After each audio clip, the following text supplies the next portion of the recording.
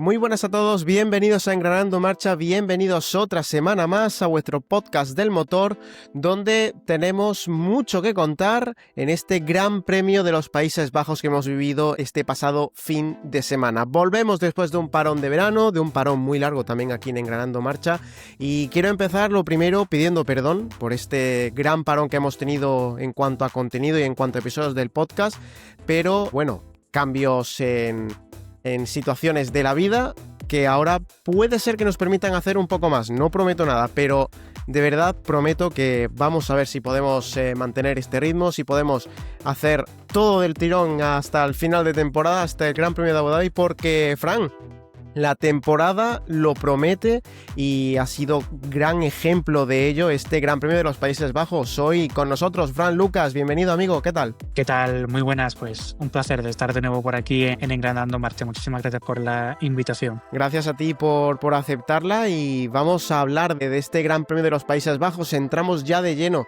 porque, bueno, no sé si sabes, Fran, te lo lanzo así, que ostentas, o si no ostentas, estás muy cerquita de ser el invitado con la duración del programa más larga en la historia de Engranando Marcha, con creo que era 1 hora y cuarto, 1 hora y media, pero bueno, ni mucho menos estoy diciendo esto para que rebajes el ritmo, es más, yo creo que al contrario, para que aumentemos el ritmo, porque bueno, el contenido que realizas siempre de la mayor calidad posible. Recordar también a los más nuevos en este mundillo, los que recién nos siguen aquí en Engranando Marcha, que Fran Lucas fue comentarista del DTM para DAZN, trabaja actualmente para DAZN y es un periodista como la copa de un pino, así que, y aparte, un amante del mundo del motor, que no es lo mismo ser periodista del mundo del motor que amante del mundo del motor. Así que, Fran, cuando quieras, ya sabes que aquí, como siempre, micrófonos abiertos. Así es, pues nada, pues muchísimas gracias y por supuesto pues a deleitarnos, ¿no?, con este análisis del Gran Premio de Holanda, que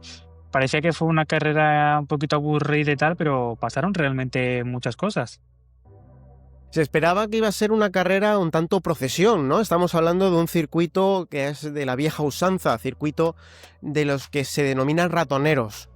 Circuito en el que era muy complicado adelantar, hemos visto bastantes adelantamientos, más de los que yo me esperaba, y algunos con candidatura directa a adelantamiento del año, que hablaremos ahora un poquito más adelante de ello. Pasemos a hablar de los protagonistas, basta de hablar un poquito así en general, entramos con los protagonistas de este Gran Premio, y el primero, empezando por atrás, ha sido Lewis Hamilton, el piloto del equipo Ferrari. Un fin de semana, Fran, muy prometedor, al menos a mi parecer, ha estado muy cerca de Charles Leclerc, tanto en clasificación como en carrera, pero al final en esa fatídica vuelta 23 tuvo un accidente perdiendo el control en la curva número 3, una curva que no va a ser la última víctima que se va a llevar este fin de semana. Hemos visto que ha sido muy complicada esa curva con Peralte y ese incidente provocó el primer safety car de la jornada del domingo. Sí, una curva que, como ya bien todos conocemos, es una curva peraltada, que se las trae, por supuesto, desde que llegó a Zandvoort al calendario de la Fórmula 1. Dijimos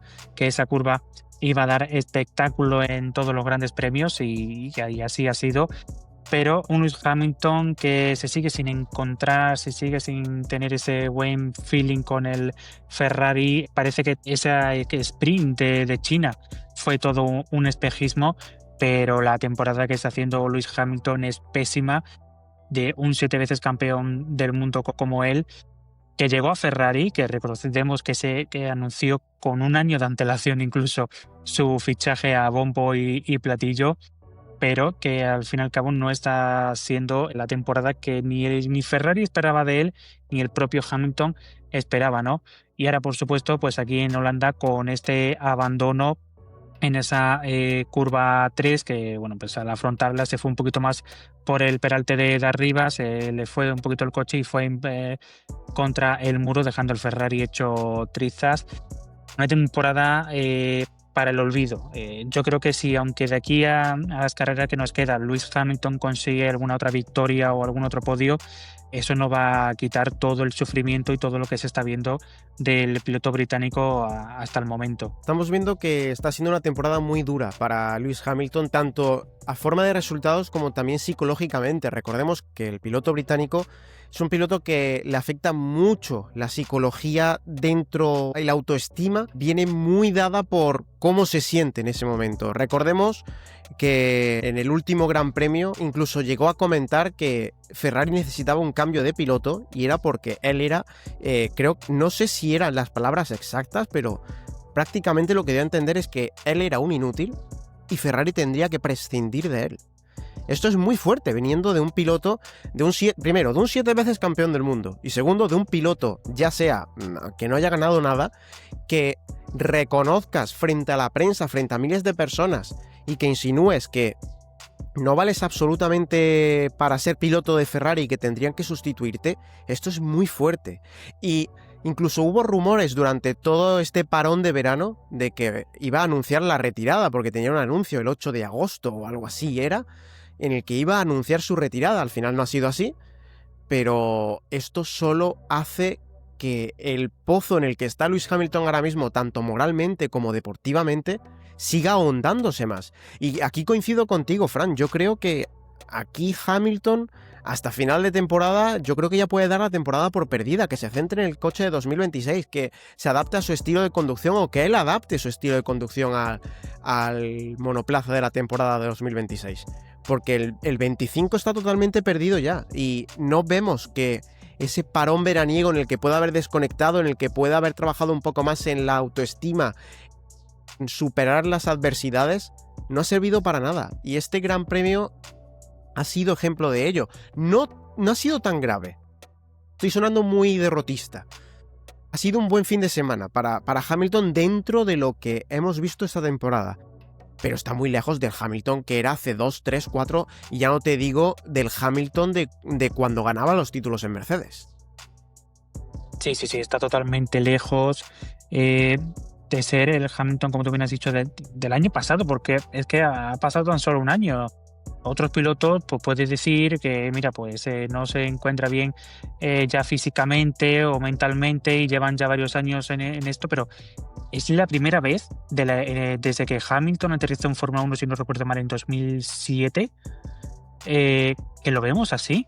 Es que ni cuando estuvo luchando esa temporada 2007 que tanto nos dio con Fernando Alonso en McLaren, recién llegaba a la Fórmula 1, pero un Hamilton que ya con la madurez que tiene, el trabajo mental que siempre ha hecho el piloto británico, de verlo así y recogiendo la palabra que tú has dicho antes, esas declaraciones, fue sorprendente, ¿no? Para todo, porque estas palabras dieron la vuelta al mundo, de que Ferrari yo soy el problema del Ferrari, no es el coche, no es el equipo, yo soy el problema, echándose a él mismo la culpa y pidiendo un cambio. Eso, que yo recuerde, llevo siguiendo la Fórmula 1 desde el 2004, pero que yo recuerde, no había escuchado nunca que un piloto dijera, que el equipo prescinda de mí. Nunca, Frank, nunca. Yo sigo la Fórmula 1 aproximadamente desde esa época. Nunca he visto, y yo creo que incluso me atrevería a decir, incluso antes, no ha habido un piloto que diga, es que no valgo para nada, sustituirme. Es totalmente contraproducente porque tienes patrocinadores que te contratan y quieren que seas su imagen porque eres el mejor que el resto. Tienes al equipo que lo dejas en ridículo diciendo, es que ya incluso el propio piloto es derrotista y dice que no vale, así que el fichaje en el que nos hemos gastado una millonada, que, corrígeme si me equivoco, fue el fichaje más caro de la historia de Ferrari. Sí, creo que no está funcionando. Incluso él mismo dice, si es que no valgo la pena, que me cambien por otro piloto. Chico, te contrataron porque se supone que eras el 7 veces campeón del mundo, uno de los mejores pilotos de la parrilla, que ibas a Ferrari para levantar Ferrari, y ahora dices que no valgo para nada, que me cambien. Da muy mala imagen, tanto a Ferrari como a Hamilton, incluso la Fórmula 1. Y las declaraciones son muy graves, algo que no se ha dicho nunca a ningún piloto. También animo en los comentarios a nuestros espectadores y oyentes, si saben de algún ejemplo, que nos lo digan. Pero yo creo, sinceramente, que no ha habido nunca ningún ejemplo así y da muy mala imagen. Así que aquí el asesor de prensa de Hamilton yo creo que debería tirarle de las orejas después de esas declaraciones. Ya nos estamos yendo mucho al Gran Premio anterior. Sí, pero es que Es algo que yo no le he visto a Hamilton todavía siendo tan positivo a lo mejor como otros pilotos.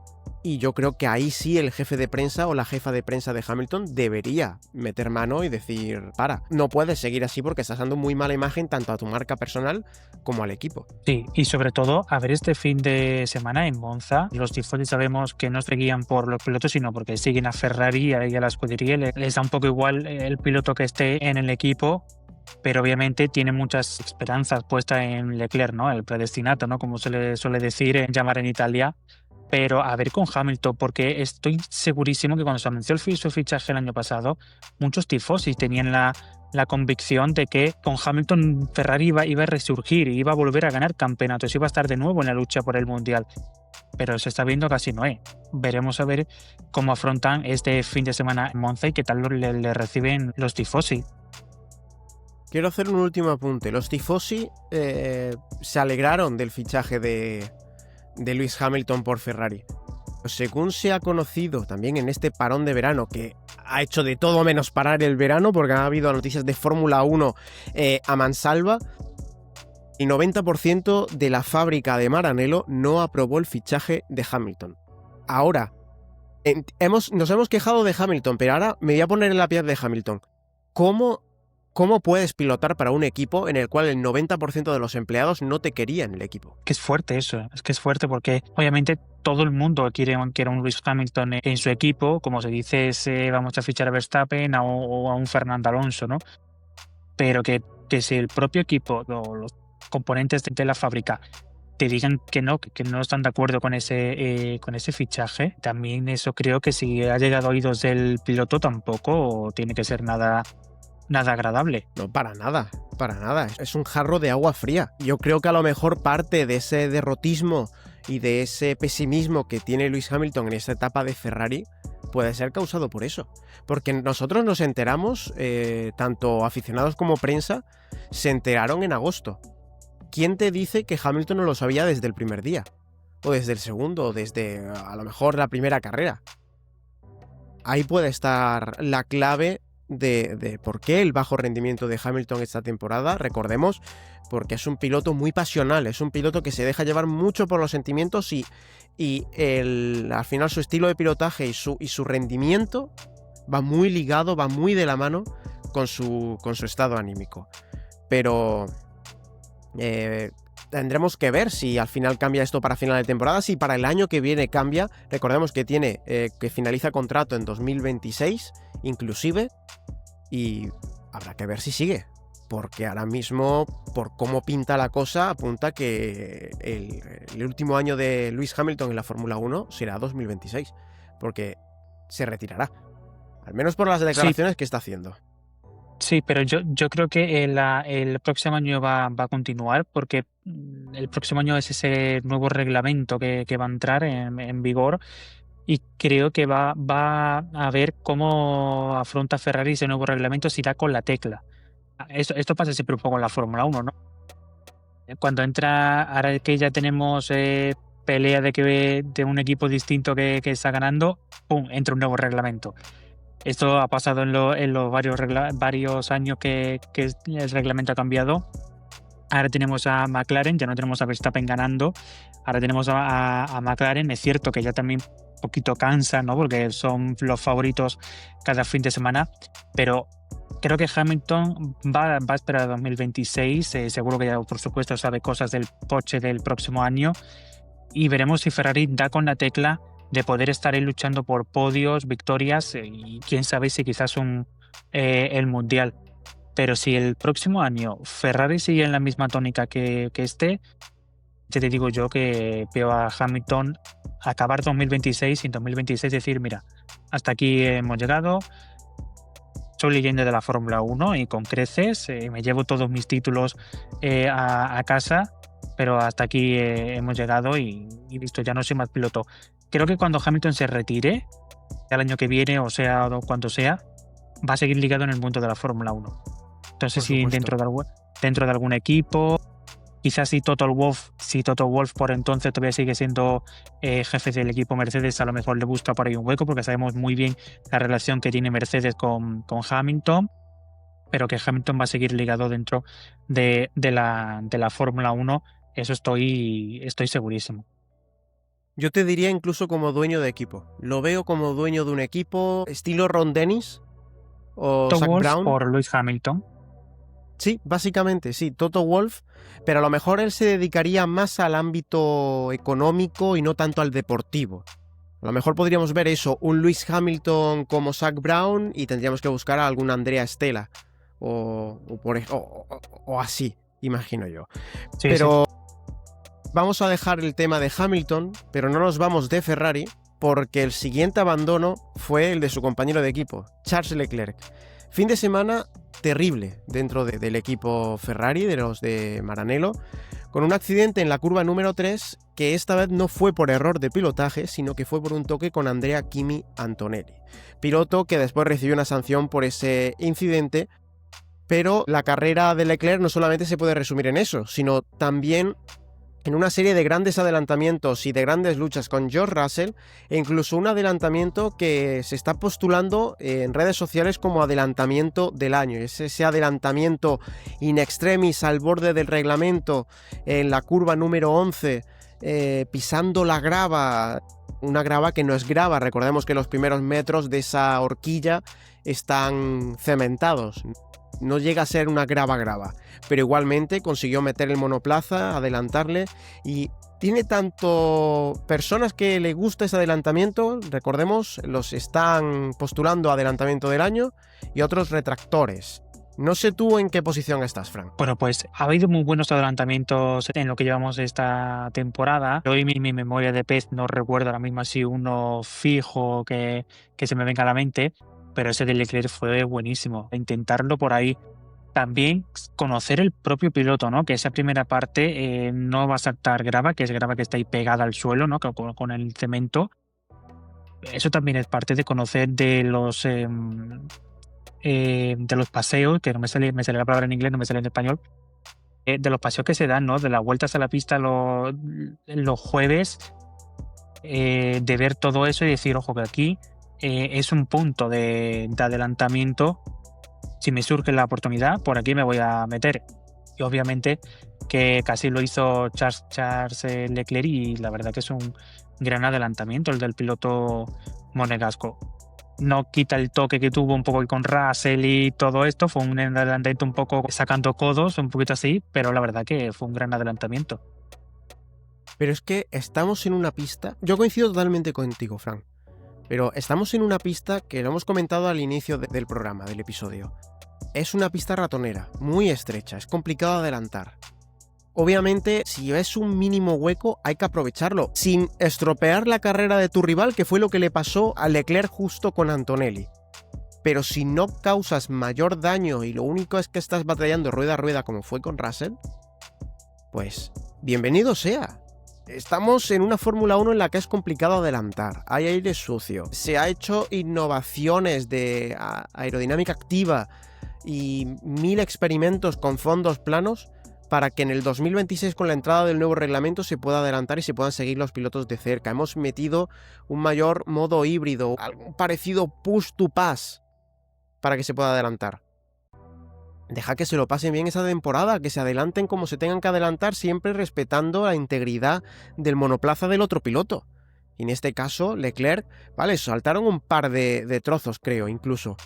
Sí. Pero saltaron de los dos monoplazas, pero para lo que pudo ser el adelantamiento, para ser sancionable, este adelantamiento a mí me parece un gran adelantamiento, como de los que hace tiempo que no se ven, arriesgándose al extremo para pasar a un piloto y salir victorioso. Ahora, pues empezamos aquí con la regla, con el tiralíneas, a decir, no es que el vértice está por aquí, pero es que esta curva no es una chicane, es una horquilla, por lo tanto hay que sacar el exterior de no sé qué. Yo soy pureta de las carreras, Fran. A mí me gustan los adelantamientos. Y me gustan los adelantamientos incluso como se ven algunas veces en la Indy, o como se ve incluso en la Fórmula E, en las antiguas generaciones 1 y 2, que ya incluso a mí me llegaba a chocar y decir, bueno, se están pasando un poco, que no sé si tú te acuerdas, en esos generación 1 y 2 se daban, con perdón de la expresión, porque va a ser muy de hablar de aquí de por casa, se pegaban unos zambombazos, ¿no? vamos, se te ponía la piel de gallina diciendo, pero por favor, ¿cómo pueden conducir así? A ese extremo a lo mejor no vamos a llegar, pero a adelantar rozándose un poquito, dándose la pintura del neumático como se hacía antiguamente, y no estoy hablando tan antiguamente, hace 10 años, en el 2014-2015 se hacía eso. A mí no me parece mal. A mí tampoco, la verdad que obviamente si comparamos el monoplaza de Fórmula 1 con el de Indy, sabemos que en el de Indy es mucho más robusto, las piezas no son tanto creo que no son de fibra de carbono, por lo cual es un material que dura todo, que es más resistente a los golpes, porque cuántas veces hemos visto que han chocado contra una barrera de neumáticos y no se ha destrozado el alerón delantero ni nada, han rescatado el coche, lo han puesto en pista, esto en Fórmula 1 no, nada más que rozas un poquito, impensable. pum, alerón delantero ya dañado, un nameplate o lo que sea. Entonces es cierto que la Fórmula 1 ahora mismo, cualquier toquecito de nada, te parte el alerón o el nameplate o partes del fondo plano, ¿no? Porque es tanta la aerodinámica que tiene hoy en día un Fórmula 1, tanto los nameplates y todo, que con el mínimo roce, ¡pum! Adiós trozos, incluso cuántas veces hemos visto, ¿no? Que han pisado un piano o algo y han saltado trozos del fondo plano. Aletas o los pequeños aletines que tiene el fondo plano y todo eso.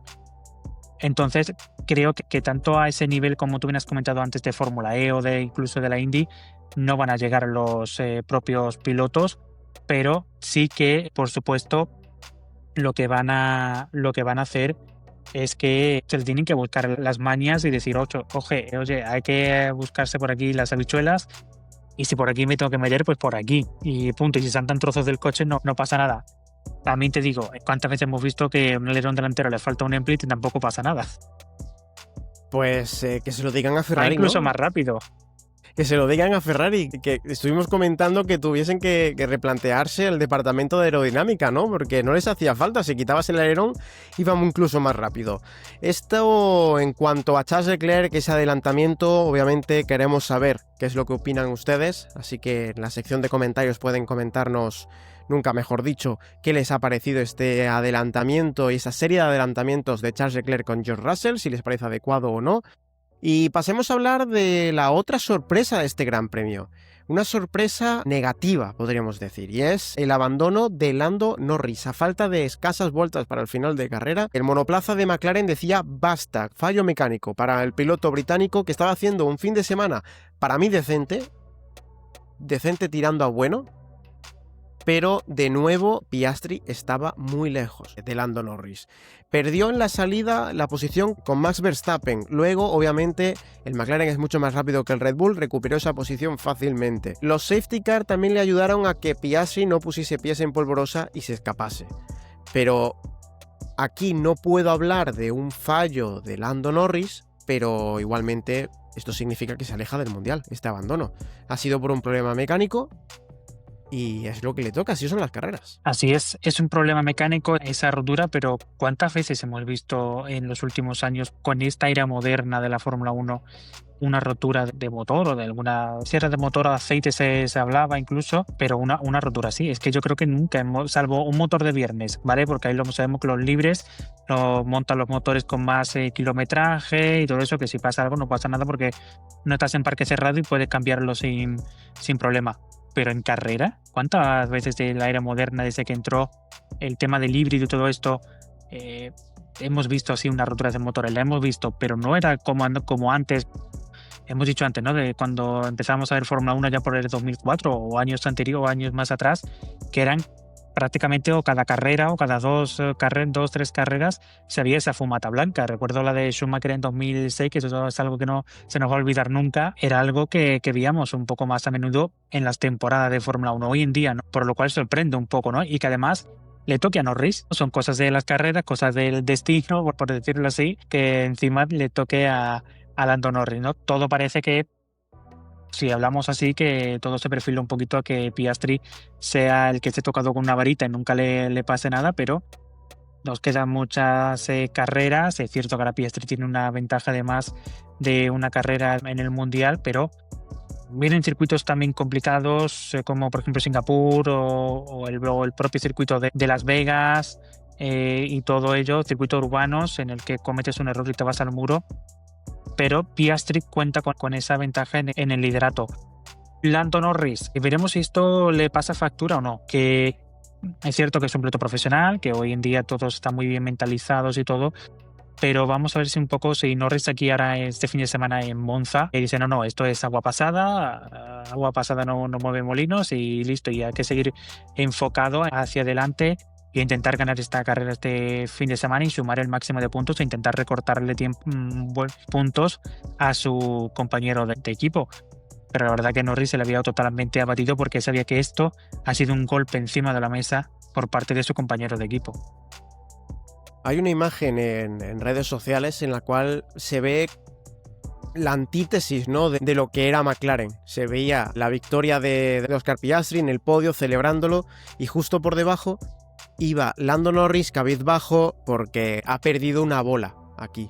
Una bola de partido, no en el sentido literal porque todavía queda mucha temporada, pero es que ahora mismo la diferencia es lo que tú has comentado, está a una carrera. Ya no tiene por qué fallar Piastri una carrera para que Norris tenga oportunidades, ahora tiene que fallar 2. Se le complica bastante al piloto británico la lucha por el título, pero recordemos, siguen habiendo todavía bastantes carreras en juego, puede ocurrir muchas cosas, así que habrá que esperar a esas carreras, a ver qué ocurre, si a Piastri se le acaba ese toque mágico que tú has dicho de varita y comete algún error o tiene algún problema mecánico, y si Norris también consigue dar ese pequeño empuje que necesita para estar ya no a la par, sino superar a su compañero de equipo, que es lo que yo creo que necesita actualmente el piloto británico. Sí, y luego a ver también, por poner a mejor imaginar una situación de que estén ambos luchando, si a lo mejor Piastri esté liderando la carrera, no tenga ritmo, pero Norris sí tenga ese ritmo para ganar la carrera. Pero claro, a ver qué hace también ahí el equipo McLaren, porque el que está liderando el mundial es Piastri. Si Piastri sigue aumentando esta ventaja y sigue con más de una carrera de ventaja en el Mundial, ¿qué va a hacer el equipo? ¿Le va a ceder a Norris esa primera posición para que consiga el máximo de puntos y tal? ¿Va a haber esas órdenes de equipo? ¿Va a decir, no, te mantienes detrás de Piastri, tenemos un gran colchón con el tercero, pero Piastri es el líder del Mundial y es el que vamos a favorecer? Porque obviamente lo que quiere el equipo es ganarlo todo. Ahora mismo McLaren no tiene todo en su mano. Vamos de manera provisional, tanto el campeonato de pilotos como el de constructores. Es cierto que tanto nosotros los periodistas y la prensa y todo el mundo, aficionados y todo, nos fijamos mucho en el de pilotos, pero realmente donde está el botín, cuál es el importante es el de constructores, que según tu posición, la FIA te da un dinerito muy bueno para invertir en el coche del próximo año o en piezas de mejoras y etcétera. Pero obviamente el de pilotos, que ese es el más mediático, vamos a ver ahí como si se presenta esa situación en alguna carrera, a ver qué va a hacer el equipo McLaren. Porque creo que si fuera a la inversa, el McLaren creo que lo tendría muy claro. Decir, no, Piastri es el líder y tiene mucho más ritmo que sea, pero vamos a hacer ese cambio. Veremos a ver si se presenta esta situación, ojo con lo que se puede venir ahí también en el equipo McLaren. Que es cierto que ambos pilotos se llevan muy bien, a priori tienen buen rollo entre ellos, al menos de cara a la prensa, de cara al público es lo que parece, otra cosa ya es internamente lo que suceda, pero a priori se llevan bien ambos. Incluso cuando Norris cometió ese error en Canadá, en el TVP, fue a disculparse delante de las cámaras, ¿no? Fue a disculparse con Piastri y todo ello. Pero si vemos un poco los errores que se han cometido esta temporada, corrígeme si me equivoco aquí, Luismi, pero errores de pilotos que se han cometido esta temporada, entre los pilotos de McLaren, creo que el único que ha cometido esos errores es el Lando. Sí, yo creo recordar que no he visto todavía ningún error de Oscar Piastri. No he visto ningún error. Y quiero quedarme muy a la espera y quiero estar muy atento a lo que tú has comentado. A ver qué ocurre a final de temporada con esa lucha interna. Porque es lo que tú has dicho. Aquí tanto ingenieros como dueños de equipo les interesa el de constructores, el de pilotos les da igual. Pero sabemos cómo es McLaren. Ellos han dicho que nunca ha habido un primer y segundo piloto, que aquí si hay que luchar, se lucha. Pero me gustaría verlo teniendo en cuenta la lucha de un campeonato de constructores y de pilotos. Porque recordemos que el año pasado solamente llegó el de constructores porque el de pilotos estaba muy inclinada la balanza hacia el lado de Max Verstappen, que fue al que al final que se lo llevó. Pero ahora con esos dos constructores y pilotos, esos dos campeonatos, me gustaría a mí ver qué es lo que ocurre ahora con ese doble objetivo. Y si te parece, Fran, Vamos a pasar ya sí con los pilotos que terminaron este Gran Premio de Países Bajos y tenemos que comenzar con Pierre Gasly, un piloto que para mí no refleja la posición en la que está la carrera que ha hecho, porque ha rodado cerca de los puntos durante toda la carrera. Lo único es que en las últimas vueltas esa desventaja de neumáticos, ya que Alpine de nuevo ha hecho unas estrategias un tanto raras y cuestionables con los pilotos durante el Gran Premio, se desplomó hasta esta 17ª posición. No sé cómo has visto tú la carrera del piloto francés, yo creo de verdad que no representa el resultado la carrera que ha hecho. Sí, estoy de acuerdo totalmente contigo. No creo que Alpine este fin de semana con Gasly tenían un buen ritmo para estar ahí en esa zona de puntos. Ha sido un fin de semana en el que algunos coches que no están siempre en esta zona de puntos este fin de semana han tenido ritmo. Por ejemplo, luego lo hablaremos más tarde, pero Aston Martin también ha tenido un gran ritmo este fin de semana para estar ahí en esa zona de puntos y sobre todo con Fernando Alonso, pero en este caso con Pierre Gasly rodando ahí muchas vueltas en esa zona del top 10, pero luego obviamente las estrategias y que es un circuito que lo hemos dicho aquí antes, ¿no? Es un circuito muy difícil de adelantar, en el que si la estrategia el equipo te saca en tráfico, ahí la has liado, porque no vas a poder adelantar. Si el piloto que tienes delante tiene un neumático más desgastado y eso, pero salvo que pilles una buena zona de DRS o algo, va a ser muy, muy difícil, porque Zandvoort es un circuito que me gusta mucho, es un circuito que para mí que desaparezca del calendario no ha sido una buena noticia para mí, porque soy muy, muy old school en cuanto a ello, pero que si cometes el error lo pagas porque te vas a la grava o te vas a la hierba. Pero la verdad que, bueno, pues un fin de semana en el que Pierre Gasly finalmente se quedó sin esos puntitos y, bueno, pues fin de semana que la verdad para el piloto francés poder intentar seguir sumando puntos para el equipo, porque hasta la fecha es el único piloto de Alpine que ha sumado esos puntos de lo que llevamos de campaña. El piloto que estuvo delante de él en la clasificación final, Andrea Kimi Antonelli, 16ª posición para el piloto italiano, que también se encuentra muy fuera de posición, esta vez por sanción de 15 segundos post carrera. Aquí, de nuevo, no aparenta la posición, la carrera que ha hecho, porque para mí ha hecho una gran carrera el piloto italiano.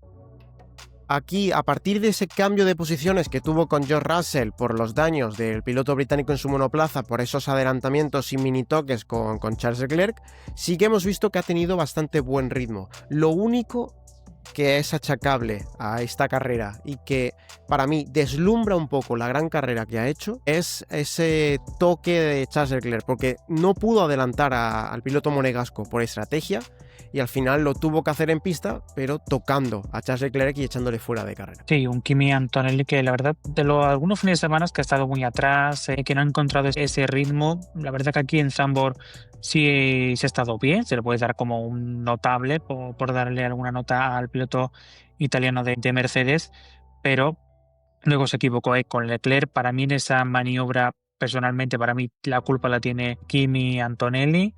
Y luego, por supuesto, esa sanción de speeding en el pit lane, que eso es algo fijo, que si te pasas ahí el radar, eso no falla, eso lo conocemos muy bien los que conducimos a diario, que como te pide que te haga la foto el radar, ahí ya la hemos liado, te va a llegar cartita a casa. En este caso le llegó esa cartita de la multa al equipo Mercedes y esa sanción también de 5 segundos por ese speeding.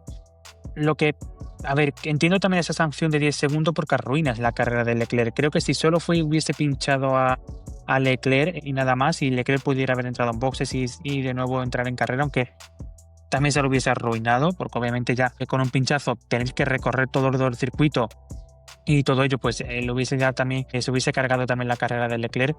Pero creo que esa sanción de 10 segundos viene de ese toque que hubiera sido posible evitarlo, porque quizás Antonelli, si no se fuera ido tanto por la parte de arriba de la peraltada, hubiese sido más por abajo. Creo que si no lo hubiese podido intentar adelantar a Leclerc o estar ahí en paralelo, porque sí, Antonelli traía los neumáticos desgastados, pero traía ya neumáticos en temperatura, porque Leclerc, recordemos que recién salía de boxes, aunque luego el piloto italiano en monegasco por radio dijo de que no le echó las culpas a Antonelli, cosa que me sorprendió, pero que le echó las culpas al equipo porque era una parada que innecesaria, que no venía a cuento y todo eso, pero creo que Antonelli lo pudiese haber quizás evitado. Si no te quieres ir por la parte de abajo, no sé, deja que Leclerc te pase y quizás en la siguiente zona de DRS o algo te estás pegadito en las curvas que quedan para llegar a esa zona de DRS y a intentar adelantarle. Pero para mí la culpa ahí la tiene el piloto italiano, que aún así pues, termina arruinando el fin de semana con esa sanción de 15 segundos. Con ello acabó en la 16ª posición, 15ª para Gabriel Bortoleto, una carrera muy complicada por una mala salida que hizo el piloto brasileño. Muchas luchas, es el titular que podríamos escoger para la carrera de Bortoleto, con muchos toques también, y al final, con tanto toque, los daños le lastraron y el que quedó delante fue su compañero de equipo, Nico Hülkenberg, que aprovechó ese fallo de su compañero de equipo en la salida para ponerse delante de él, y luego su compañero no pudo adelantarle por lo que hemos comentado, esos daños que le han lastrado durante toda la carrera. Exacto, un fin de semana también decente, ¿no?, para Gabriel Bortoleto, aunque por supuesto que con esos años pues ya le lastraron mucho a lo largo de todas las vueltas que quedaban para el final de la carrera. Ha sido una carrera que hemos visto por la parte de delante, no hemos visto muchas peleas, por la parte de atrás estaba una carrera muy reñida, con muchos pilotos ahí en trenecito, porque yo tenía puesto el tracking del mapita con los circulitos moviéndose. Y es que quitando a los 3 primeros, luego había por la parte de atrás un trenecito en cada curva que cualquier salida o algo se puede haber liado una buena, pero volvemos a lo mismo. Estás en el trenecito, tienes DRS, pero claro, si de delante tienes DRS, a eso también se le suma un circuito complicado para adelantar. Vuelta tras vuelta van pasando y cuando te quieres dar cuenta ya ves la bandera cuadro y acabas en esas posiciones. 5ª y 14ª posición para los chicos del Kick Sauber, y pasemos a hablar del primero de los españoles que vamos a tratar en este Gran Premio, y es Carlos Sainz en la 13ª posición. Aquí yo creo que a lo mejor coincidimos, Fran, pero una carrera totalmente para olvidar. Pasó a Q3, se quedó de los últimos en Q3, y luego en una de las vueltas, al principio de carrera, tuvo un toque con Liam Lawson que dinamitó absolutamente su carrera, porque fue al principio del circuito, pinchazo para el piloto madrileño, y por lo tanto recorrer el circuito más la parada con la rueda pinchada, pues al final fue lo que le lastró. Aparte, que esto sí que me gustaría comentarlo y me gustaría pararme aquí, 10 segundos de penalización para el piloto madrileño. Comentemos un poquito y desglosemos un poco de dónde viene esta sanción. Bajo el nuevo reglamento que se estrenó en la Fórmula 1 hace unos meses, en el cual no más que un reglamento es una guía, unos guidelines, dicho en inglés, que deben seguir los comisarios para ser un poquito no imparciales, pero sí consistentes, que era algo que se quejaba mucha gente de la FIA, que no era consistente en las sanciones. Se creó estas nuevas guías o buenas prácticas, podríamos decir. Bajo este reglamento, Carlos Sainz merecía sanción. ¿Por qué merecía sanción el piloto madrileño? Porque al ir por el exterior de la curva y no haber superado con su eje delantero el eje delantero de Liam Lawson, no tenía derecho a adelantar. Ahora, quiero recuperar declaraciones y lo siento porque no me acuerdo exactamente de quién es. Lo vi en redes sociales de pasada y no me acuerdo quién fue, pero es que con esto me siento muy identificado. Y sé que, bueno, como persona que trabaja en un podcast y que me voy a tomar la licencia de llamarme periodista, aunque no tengo la carrera, solamente tengo algún cursillo que otro, está feo que yo diga esto, pero es que lo que no hay derecho es a tener un reglamento que puede decir semejante locura y semejante tontería de que un piloto no tiene derecho a adelantar. Aquí ahora viene la pregunta, ¿está hecho el reglamento para permitir la competición? Yo creo que no. Este pseudo reglamento, estas guidelines, como queramos llamarlo, este código, podríamos decirle, yo creo que dinamita totalmente el espíritu de la Fórmula 1. Es el adelantar, el luchar rueda a rueda, el intentar meterme, y si me meto y me voy fuera, pues es el precio que tengo que pagar, ¿no? Pero claro, empezamos con las escapatorias de asfalto, que si me salgo ya no me penaliza. pero ahora me penalizan con tiempo. Pero si ahora adelanto y le toco al piloto, obviamente mereceré una sanción, pero si ya empiezan a ser inconsistentes, hay que crear un nuevo reglamento. Pero si ahora, repito, retomando lo que hemos comentado en el abandono de Charles Leclerc, tengo que sacar la regla, que si voy por fuera no vale, pero si voy por dentro sí. Pero si no es una horquilla, es una curva de 90 grados, entonces ahora ya no es el eje, ahora tengo que estar en el alerón delantero. Eso no es competir.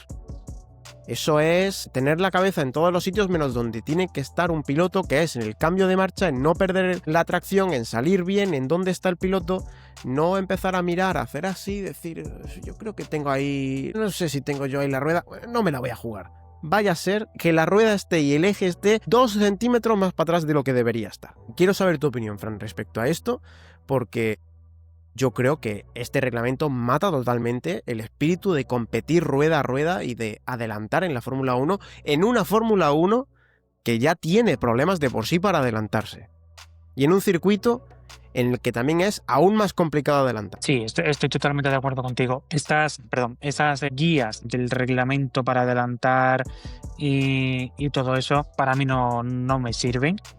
Estos son carreras de coches, oiga. Esto aquí no se puede hacer decir, pues tú tienes que adelantar de esta manera y tú o hacerlo de esta. Recojo a esto las palabras que dijo Pedro de la Rosa durante la retransmisión, de que cada adelantamiento es distinto, cada circuito es distinto y cada adelantamiento en cada circuito es totalmente diferente. Y lo tenemos el ejemplo, por ejemplo, en el de Sainz con Lawson y en el de Antonelli con Leclerc. Son dos opciones totalmente distintas, dos intentos de adelantamiento totalmente distintos, no se parecen en nada. O sea, en las carreras nunca hay un adelantamiento igual que el otro. Puede haber uno muy similar, pero no es igual, que no te va a salir un mismo adelantamiento igual en todas las carreras. Que para mí Sainz está por esta parte de que lo quiere intentar un poco por fuera, una parte un poco arriesgada, está bien. Que Lawson saca también los codos, es algo obvio. Son carreras de coches y hay que sacar los codos y tú tienes que intentar defender tu posición. Que Lawson también tenía espacio para intentar irse un poquito más para abajo y dejar un poquito de hueco a Sainz. No abrirle la puerta al piloto madrileño, pero sí para intentar evitar ese toque también. Eso hasta ahí estoy de acuerdo.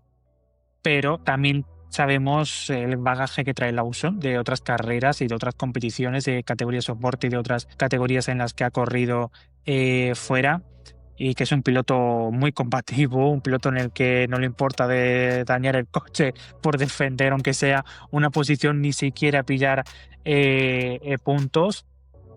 Lo de ese incidente, para mí personalmente veo ahí culpable a Carlos Sainz. Yo lo veo de esa manera. Creo que un piloto como Carlos, sabemos que es un piloto que también es muy del estilo de Fernando Alonso, ¿no? Que va gestionando la carrera, se va quedando con todo, y un piloto que lo hemos visto hacer adelantamientos increíbles. Pero el irte ahí por fuera, que luego que es cierto que, como he dicho antes, ¿no? Que Lawson te cierra un poquito más la puerta, y eso, que Sainz luego no tiene tampoco donde irse, porque lo donde tenía era la grava, era la hierba. Está un poquito con todo ahí muy polémico, este tipo de acción, pero claro, volvemos a lo mismo, con reglamento en mano. La FIA te pone el reglamento encima de la mesa y te dice que ese adelantamiento no es válido, que tiene que estar la parte del eje delantero por parte del otro piloto, tal y cual. Pero a mí esas guías de adelantamiento y todo eso, yo para mí que las tiren a la basura, porque eso a mí no me sirve. Insisto de nuevo, no hay ningún adelantamiento que sea igual a otro, cada adelantamiento es totalmente distinto. Y a la vista se ha visto este fin de semana, incluso con otros adelantamientos polémicos que hemos llegado a tener en estos años en la Fórmula 1. Aquí yo creo que va a ser una de las primeras veces, Frank, que tú y yo no vamos a coincidir. Porque tenía aquí preparada otra pregunta que te quería hacer, aunque la has respondido ya, y era que si tenía sentido la sanción a Carlos Sainz sin ese reglamento o esas guías de cuándo sancionar y cuándo no en un adelantamiento. Pero no veo que sea culpa de Carlos, pero tampoco veo que sea culpa excesiva de Liam Lawson. Algo de culpa tiene porque se abre y le cierra al piloto, pero volvemos a lo mismo de antes. Carlos Sainz tomó un riesgo adelantando por fuera en una zona en la que hay grava. Si no hay sitio para adelantar, o frenas o te vas a tener que salir fuera. Al final el que salió damnificado fue Carlos Sainz. Aquí también salió damnificado Liam Lawson. Sí, pero es que Liam Lawson también le cierra. Estás tomando tu riesgo al cerrar a un piloto y que el otro piloto no se vaya por la grava o no frene. Así que aquí, ¿veo con sentido la sanción a Carlos con el reglamento? Lamentablemente sí, porque si nos ceñimos al reglamento no tiene derecho a adelantar, aunque nos pueda parecer algo ridículo, al menos a mí me lo parece. Pero sin ese reglamento no le veo sentido, pero porque no tendría que haber sanción para ninguno. Aquí fue cosa de dos, el accidente, porque el uno no cedió y el otro forzó también y no cedió nada, y los dos se vieron damnificados. Ahí está. Ahí tienen la solución. Los dos pilotos tuvieron que parar en boxes y por lo tanto los dos pilotos han pagado su sanción, porque han perdido la carrera porque no han cedido ninguno de los dos. Ahora, ¿a quién se le puede achacar más de se podía haber evitado el adelantamiento? A Carlos, por lo que tú has comentado, porque es un piloto que él mismo lo decía en los TV Pen, bueno, en el TV Pen a múltiples televisiones, que es un piloto que ha hecho paralelos con Fernando, con Verstappen, con Leclerc, con Hamilton, con Russell, con quien sea. Y los ha podido mantener. Y ahora no ha podido mantenerlo con Lawson, porque Lawson es muy combativo y es un piloto con el que nadie quiere tener ningún paralelo porque sabe que va a acabar mal, pero si sabes eso, ¿para qué te metes? Espérate, o si adelantas, tomas tu riesgo. Así que en un circuito en el que era complicado adelantar y al final pues se quedó en esa 12ª posición. Sí, la verdad que después de ese incidente ya con Carlos, como tú hubieras dicho, no tuvo que entrar también en boxes porque también se vio dañado y finalmente pues carrera también con esa 12ª posición para Liam Lawson, que luego también hay que verlo, ¿no? Porque el gran ritmo que ha mostrado Hadjar este fin de semana, que luego más adelante hablaremos, pero Lawson no ha mostrado ese ritmo con el que tenía este fin de semana el Racing Bull. Es un poco situación Verstappen-Tsunoda, por ejemplo. No sé tú, pero ¿y si no es esa falta de confianza? Si es algo más. Una estrella que brillaba mucho y de tanto que brillaba se quemó y se apagó. Sí, y ahí está Hadjar, por ejemplo, que con el mismo monoplaza, volvemos a lo mismo, y hablaremos más adelante de él y entraré más en detalle en esto. Sí que es cierto que es un circuito en el que hay que tener cuidado porque no se puede adelantar, hay que clasificar muy bien, si luego clasificas peor ya te cuesta mucho más, pero oye, con tanta diferencia sí que se puede adelantar y no la han adelantado. Exacto. Es así, y sobre todo que cuando tienes el potencial del coche, al fin y al cabo, a ver, tampoco podemos comparar a Hadjar con un Fernando Alonso, un Carlos, un Lando, un Verstappen, ¿no? Es un grandísimo piloto. En Fórmula 1 tenemos siempre los mejores pilotos de la parrilla. A veces algunos llegan con el maletín bajo el brazo, pero bueno. Pero tenemos ahí a un Lawson, ¿no? Que en Red Bull no pudo, con Verstappen, obviamente. Pero aquí era lo que podíamos decir, ojo, porque aquí llega con Hadjar y veremos si aquí finalmente Lawson puede batir a Hadjar. No se está viendo nada de eso en esta temporada. Pasemos a la 11ª posición del tercer hispanohablante de la parrilla, Franco Colapinto, muy cerquita de los puntos en esta carrera, 4 décimas. Se queda a las puertas de sumar los primeros puntos esta temporada con el equipo Alpine.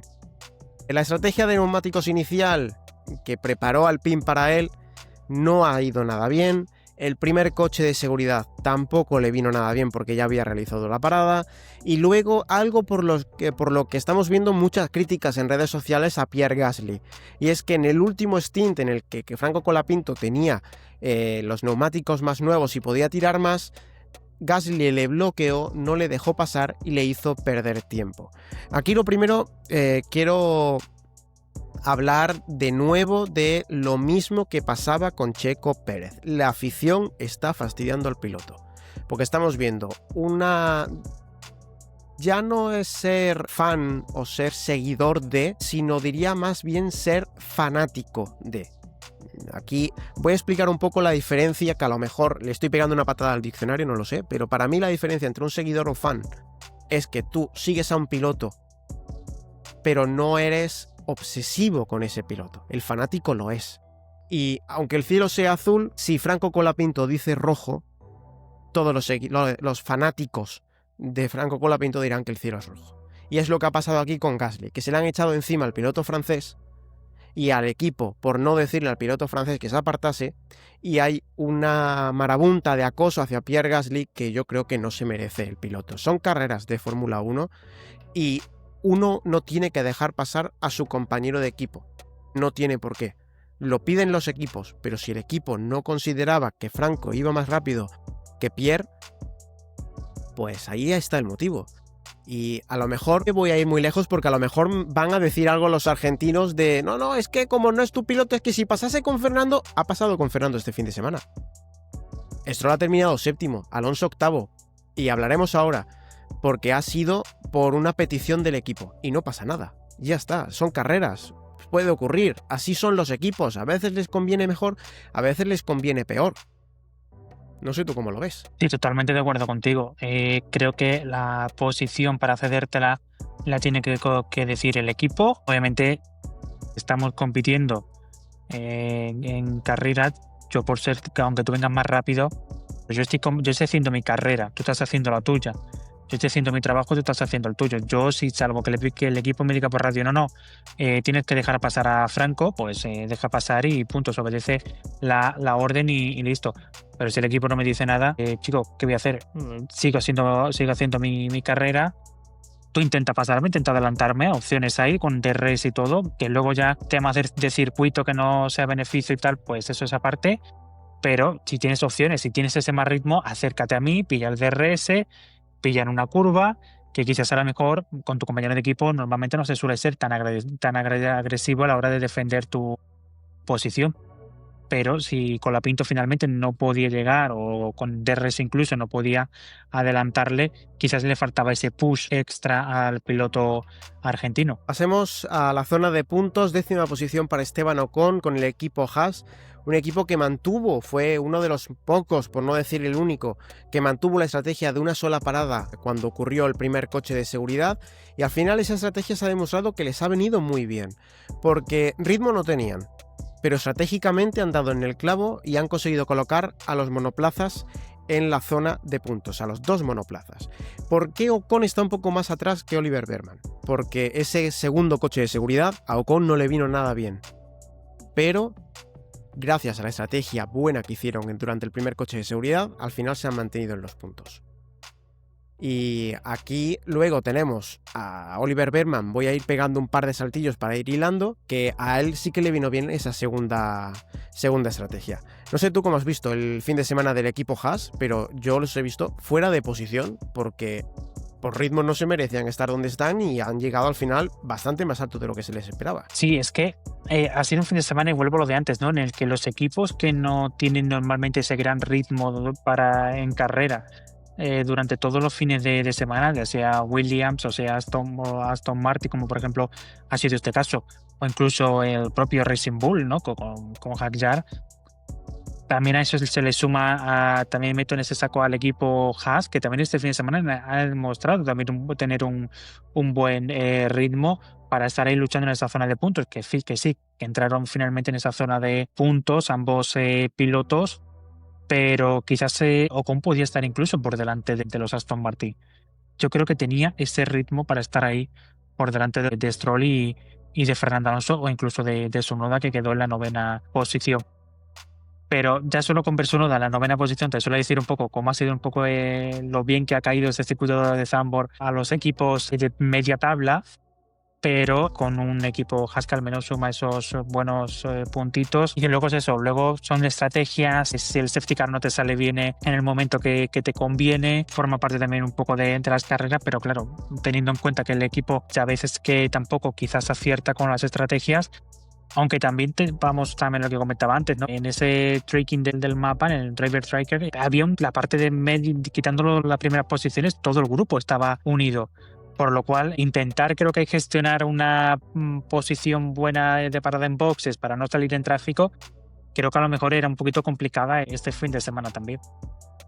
Teniendo en cuenta que el grupo iba muy compacto y se comentaba que por los coches de seguridad no se han podido expandir los coches tanto en la pista, e iba todo bastante compacto y obviamente se dificulta mucho el adelantamiento o incluso una sanción, como es el caso de Antonelli, que al final te destroza la carrera porque al ir tan pegado la distancia en segundos pues es mucho más pequeña. Hablabas de Yuki Tsunoda, que justo tenemos que hablar ahora de él, aunque yo no sé tú, pero yo creo que voy a hablar poquito de él porque no hay mucho de lo que hablar. Ha sido un fin de semana de nuevo flojito para el coche que tiene. Yo no lo he visto al ritmo de Verstappen, ni a lo mejor al ritmo de un segundo piloto del equipo Red Bull. Eso sí, los abandonos han ayudado, porque si no hubiese sido de los abandonos, Tsunoda estaba fuera de puntos hoy. Sí, sí, totalmente. O sea, antes he dicho, ¿no? De que teníamos que ver un poco ya como en esa posición de Tsunoda, ¿no? Para ver un poco el gran ritmo que han tenido los equipos de media tabla. También, como tú bien dices, ayuda un poco los abandonos que ha habido en esta carrera. Obviamente los dos si fueran que ha terminado Norris, si fuera que terminado los dos Ferrari, no estaríamos hablando ni que a lo mejor Lojas hubiese estado en puntos, ni que Tsunoda hubiese acabado en esa 9ª posición. Pero también hay que estar ahí, ¿no? En esas posiciones, estar en ese momento, y así lo fue el piloto japonés, como también lo fue, por ejemplo, francés con de Hadjar, ¿no? Que si no llega a ser por ese abandono de Norris, pues no hubiese subido al podio. Y así esa situación se la ha encontrado también Yuki Tsunoda, que libra un fin de semana que puede decir que ha sido un fin de semana, vamos a decir, decente. Veremos en Monza, que a lo mejor en Monza pues sí que le toca sufrir y estar de nuevo por la parte de atrás de la parrilla.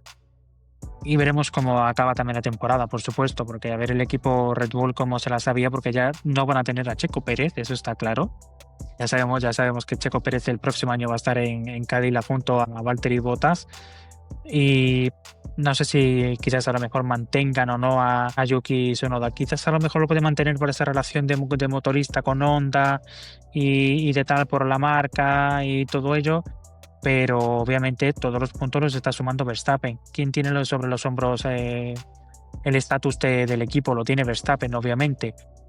Al fin y al cabo se está viendo que no era problema de quizás a lo mejor de pilotos o de coches o lo que sea, pero con Sergio Pérez a lo mejor sí que estaban un poquito, había carreras que sí podían estar ahí luchando por buenos puntos y de tal, pero se está viendo que con Lawson no funcionó y con Tsunoda tampoco está funcionando. Insisto, que a lo mejor el año que viene lo seguimos viendo y a ver un poco cómo lo afronta el piloto japonés. También hay que decir, dicho sea de paso, que este año Red Bull tampoco tiene el mejor coche de la parrilla. Tienen a un gran piloto como es Verstappen, pero tampoco está pudiendo con los papaya, ¿no? Con los McLaren, por lo cual el equipo Red Bull tampoco tiene el mejor coche de la parrilla. Que esto el año que viene cambia, de nuevo vuelve a dominar Red Bull, si de nuevo vuelve a dominar Verstappen y vemos a Tsunoda por estas posiciones o más atrás, ahí ya habría que replantearse a lo mejor irse a buscar a otro piloto de Fórmula 2 o de otras categorías de monoplazas por ahí, pero veremos qué sucede también con el futuro de Yuki Tsunoda. Al menos este fin de semana puede sumar algunos puntitos ahí. Pasamos al tándem de Aston Martin, Fernando Alonso en la 8ª posición, con un fin de semana prometedor para el piloto asturiano hasta el inicio de la clasificación, en la que vimos que se desplomaba totalmente en Q3 y el coche no llegaba a cumplir los estándares que había metido en los libres. Al final, después de la carrera, se supo el motivo de este bajón de rendimiento y ha sido porque Aston Martin, a modo preventivo, porque rodaron poco con el accidente de Lance Stroll y también con pocas vueltas que hizo Fernando Alonso, decidieron subir la altura del coche para evitar penalizaciones por desgaste excesivo de la plancha de madera que tienen los monoplazas en el fondo plano. El ritmo era prometedor. Yo he visto un ritmo prometedor dentro del equipo Aston Martin y sobre todo en el monoplaza de Fernando, pero ha habido muy mala gestión del tráfico en las paradas. Eso y mala suerte con las paradas, porque los dos coches de seguridad a Fernando le pilló que ya había parado y con ello perdía toda esa ventaja que iba a tener respecto al resto al haber parado un poco antes que ellos. Eso sí, hemos visto una imagen que normalmente no solemos ver en Fernando, y que a mí me recuerda un poco ya a la época, ese Gran Premio de Japón de la temporada 2015, no me equivoco, con ese famoso GP2 Engine, esa radio famosa de Fernando y ese grito final.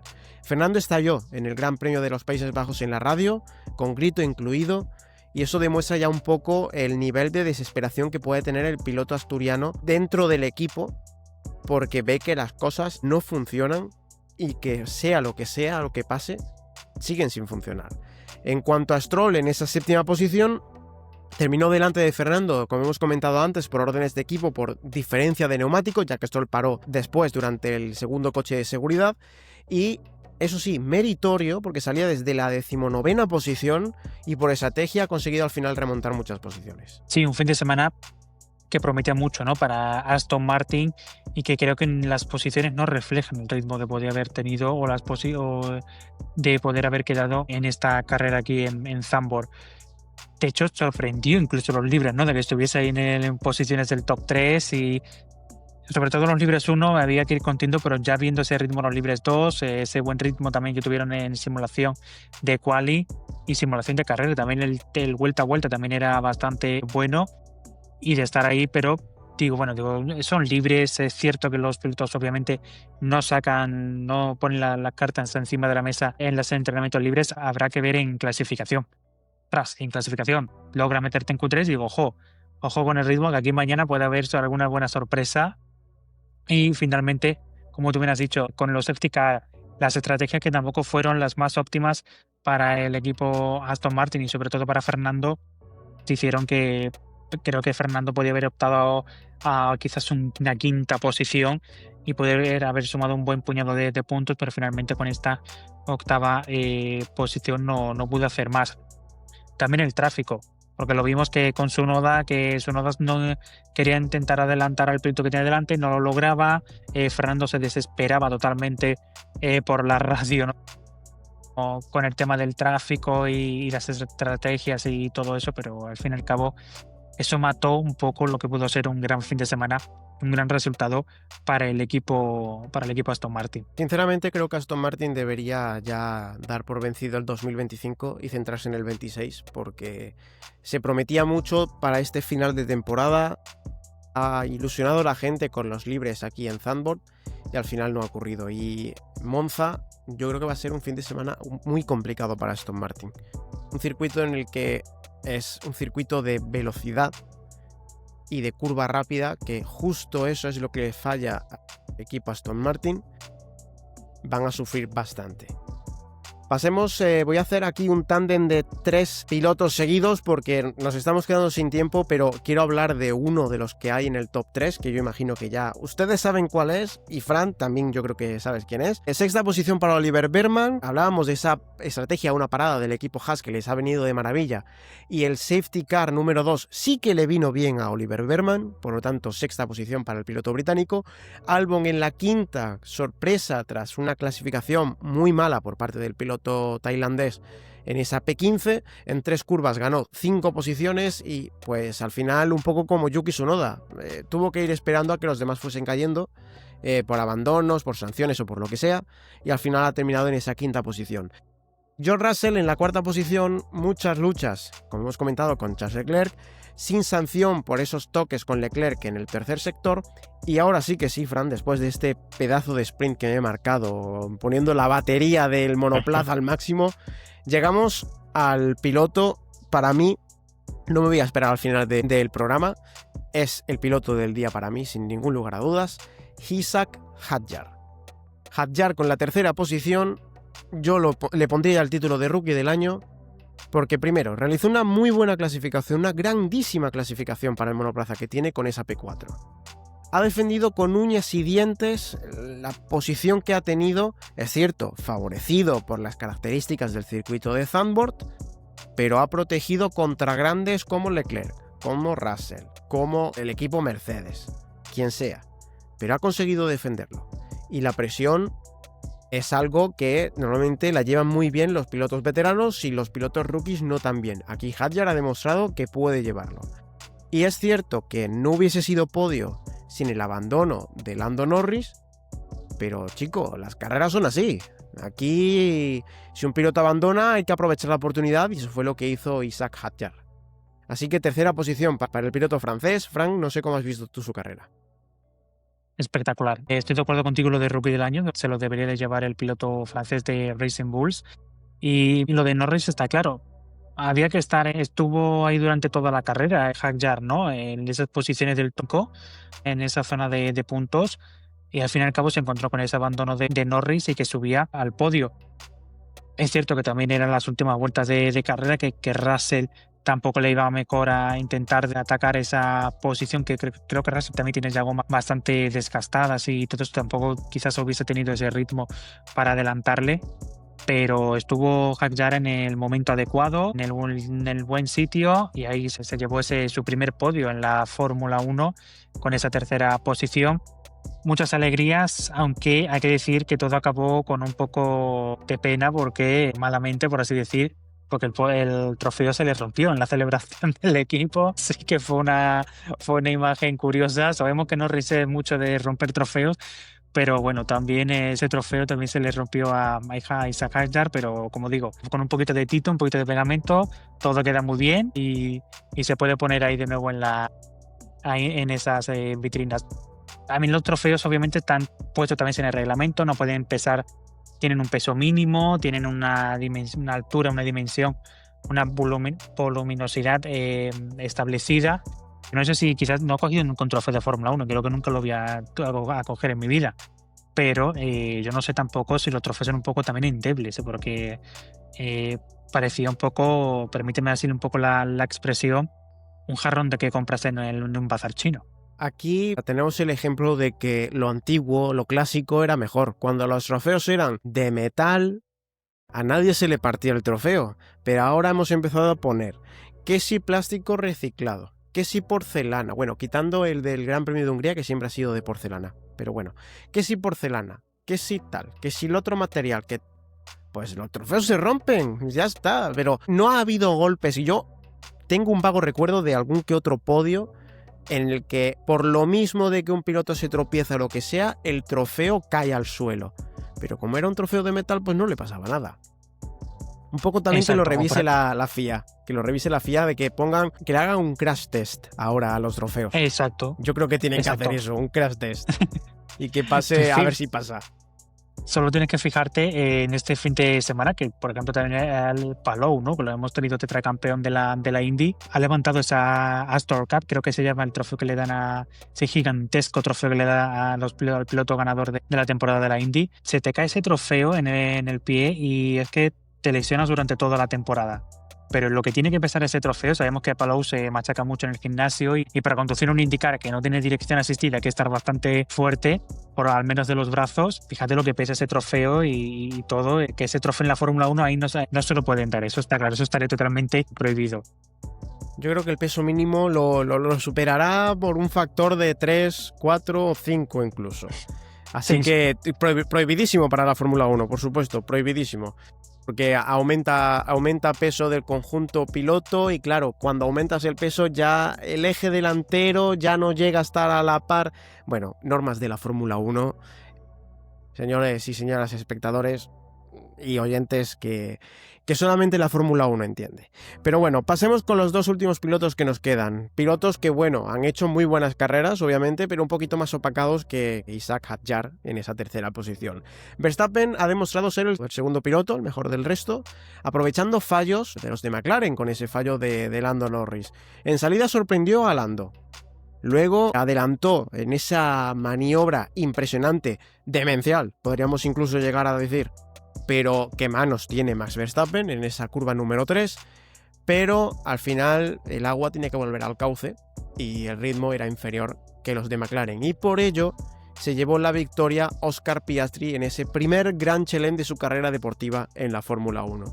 Tuvo ritmo suficiente para obtener la pole position, dejar atrás a su compañero de equipo y mantenerlo a raya. Como dirían los británicos, pues fue una carrera clínica, sin errores. Totalmente perfecta, podríamos llegar a decir. Sí, un fin de semana en el que Verstappen, por muy que no tenga el ritmo, que no tenga el mejor coche, salvo que tenga algún problema en monoplaza o le saquen por un incidente o por algo, pero Verstappen siempre está ahí, siempre está en la zona de puntos, en podio, top 5 o top 10. O sea, es increíble lo de Max, ¿no? Normalmente siempre lo vemos en esa zona en los podios, que siempre acaba ahí, pero como digo, salvo error por problema del monoplaza o error de otro piloto que se lleve puesto a Verstappen, el tío siempre está ahí. Yo lo comparo mucho con Scott Dixon, el piloto de Ganassi de la Indy, que por muy que salga atrás, siempre acaba en posiciones de delante o siempre está ahí dando un poco, permítete la expresión, dando un poco el coñazo, ¿no? Siempre en posiciones de delante. Pues Verstappen para mí es igual, no tiene el mejor coche, no, si no encuentra buen ritmo, da igual, se las ingenia como sea para intentar sumar siempre el máximo de puntos que pueda y estar siempre un poco ahí en el podio. Y esa maniobra en la salida, con esa parte ahí de la arena, que ya hay que ver con un piloto que en sí, además en una salida, que tienes que tener las pulsaciones disparadas, ver que hay arena en esa zona, es algo que para los simples mortales es algo alucinante, ¿no? Pero además controlar el coche como lo controló fue increíble y además adelantar en ese caso a Lando Norris. Hay otro piloto hubiese perdido el coche y hubiese formado una tangana importante en la salida. Incluso yo creo que hubiese sido lo mejor hasta bandera roja. Por supuesto, iba todo el mundo muy pegado. Obviamente llevamos solamente a 3 curvas, circuito cerrado. Si ahí se cometía un accidente, se podía haber montado una como la de Spa 98, fácilmente. Lo único es que aquí había más visibilidad, a lo mejor los pilotos llegaban a frenar antes, pero es que la pista se hubiese llegado incluso a quedar bloqueada, creo yo. Hubiese sido un accidente importante, pero no ocurrió, manos de Verstappen, condiciones que yo creo que ni él sabe cómo llegó a controlar el monoplaza en esa zona de grava, suciedad o lo que sea. Pero bueno, Fran, es que por ese motivo ni tú ni yo estamos sentados en un monoplaza de Fórmula 1 ahora mismo y estamos sentados aquí hablando de Fórmula 1 porque no podemos vivirla desde dentro pilotando un monoplaza, porque ni tú ni yo hubiésemos hecho esa acción y solamente puede pues Don Max Verstappen. ¿Para qué nos vamos a engañar? Bueno, hay un sitio donde tú y yo y todos los aficionados nos podemos sentir pilotos. Yo creo que ya sabes cuál es, ¿no? Y la PlayStation, el videojuego, ahí nos podemos sentir todos ahí pilotos ahí. Ya, pero ahí no llega... Claro, allí el problema es que, bueno, si me toco con un piloto, pues le doy al botón del rewind o le doy a reiniciar la carrera y pues no ha pasado nada. O mira, me he salido aquí un poquito y he derrapado, venga, un rewind porque quiero que la vuelta sea perfecta. En la Fórmula 1 no ocurre y no creo que nuestros espectadores y los oyentes, al menos por mi parte, me quieran ver en un monoplaza de Fórmula 1 porque yo creo que ni cojo la salida. Se me cala 2 o 3 veces, me sale el anti-stall y ahí me quedo. No llegaría a disputar nada. Yo creo que lo que llevaríamos peor lo de un monoplaza, ya no te estoy hablando de un Fórmula 1, estoy hablando de un Fórmula 4, por ejemplo, española o monoplazas de ese estilo, por ejemplo, de la Freca. Lo que siempre dicen es que tienes que pisar el freno como alma que lleva el diablo, es decir, que lo pises a tope, que pegues un frenazo fuerte.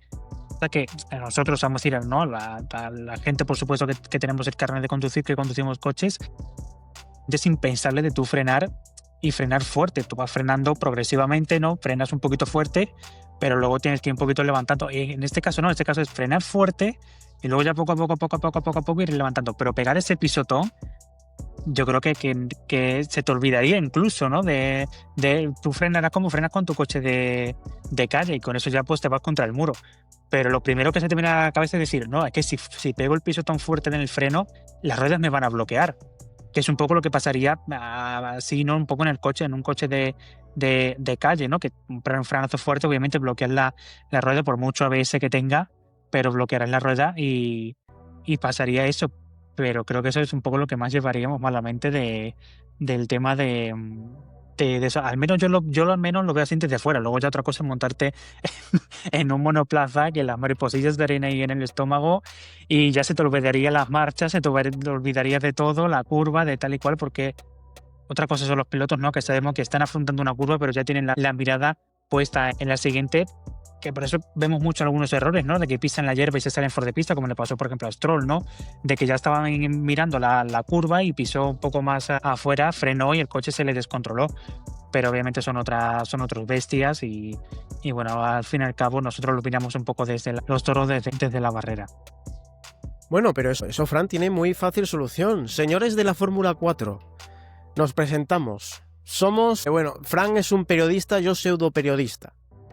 Nos gustan mucho los coches y queremos hacer un reportaje de cómo llevaría una persona, de un conductor cotidiano, un monoplaza de Fórmula 4 y cuál sería pues los mayores retos que podría afrontar. Lo dejo ahí. Señores de la Fórmula 4 española, lo dejo ahí.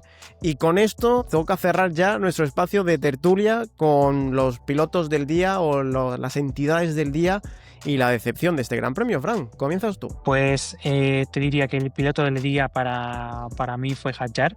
Creo que de eso no hay ninguna duda. El podio de Hadjar fue impresionante lo que hizo el piloto francés.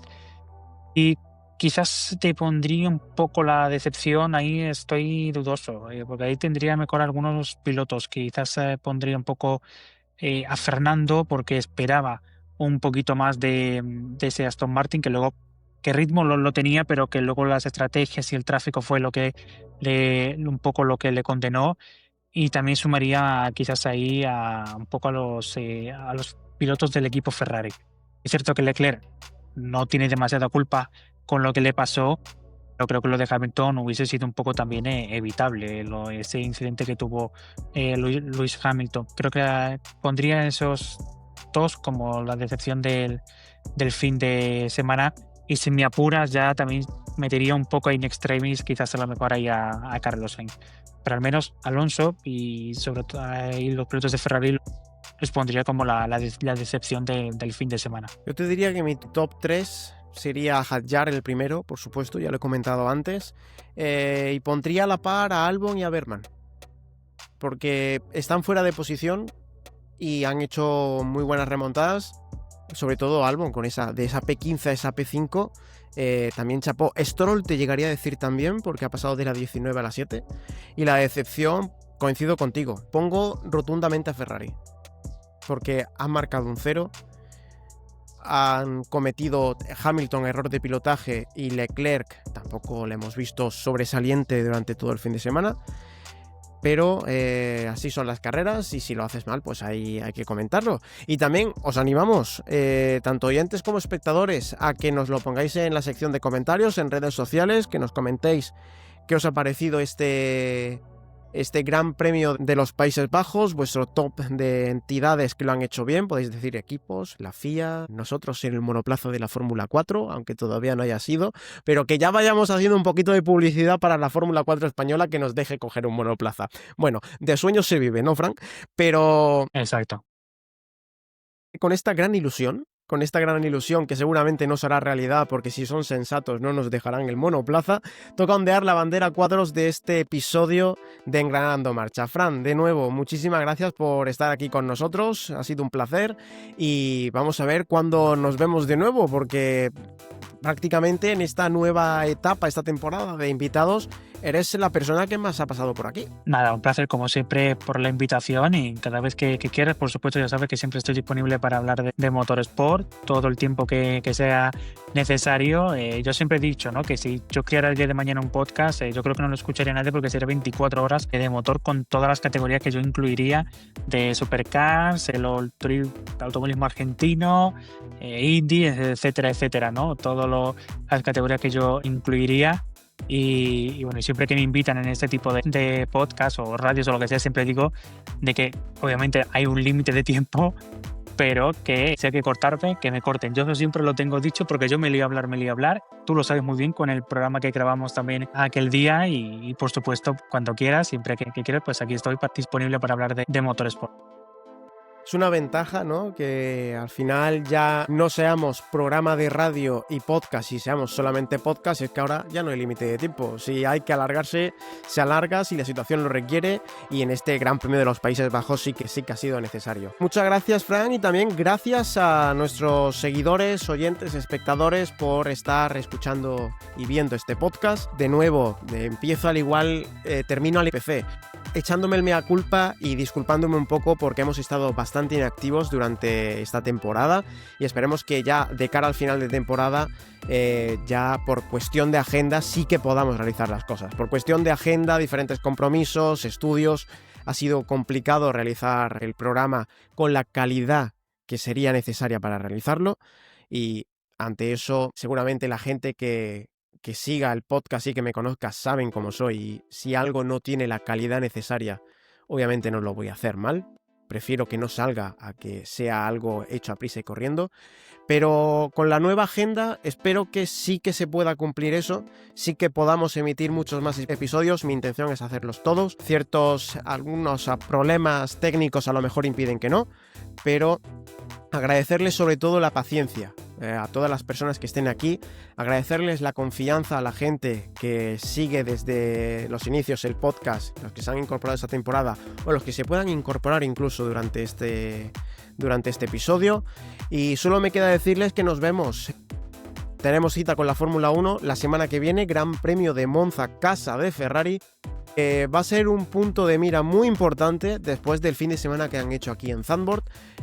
Todo el mundo estará atento a lo que haga Ferrari, ya no porque sea la casa, sino para ver si consiguen recuperarse del estacazo que les han dado en este Gran Premio de los Países Bajos. Y solo nos queda esperar. Estén atentos a redes sociales porque anunciaremos todo lo relativo al programa del Gran Premio de Italia en las redes sociales. Recuerden @engranando_, para cualquier cosa. Muchísimas gracias y nos vemos aquí en los canales habituales. Un saludo y gas. Hasta luego.